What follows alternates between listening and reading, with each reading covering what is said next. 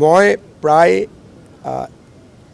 1200 kilometre ঘূৰিলোঁ আৰু দিনটো 14 ঘণ্টাই মানুহৰ লগত আছিলোঁ।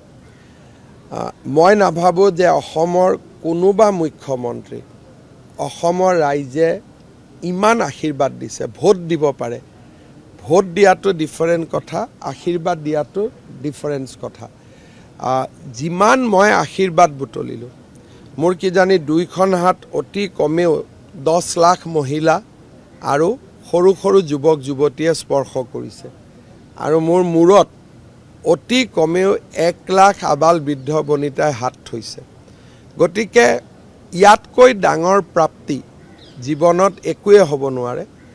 ভোট দিয়া নিদিয়া ডিফাৰেণ্ট ইছ্যু, কিন্তু ৰাইজে হিয়া উজাৰি আশীৰ্বাদ দিয়া ৰাতি 12টাতো ৰাতিপুৱাও আৰু কিছুমানে 4-5 ঘণ্টা সময়লৈকে অপেক্ষা কৰিছে আৰু বহুতক মই সন্তুষ্টও কৰিব পৰা নাই। যিমান মানুহে মোক কথা পাতিব খুজিছিল, লগ কৰিব খুজিছিলে, মই ভাবোঁ যে অসমৰ কোনো ৰাজনীতি কৰা ব্যক্তিয়ে ইমান আজিলৈকে প্ৰত্যক্ষ আশীৰ্বাদ বুটলিবলৈ সক্ষম হোৱা নাই।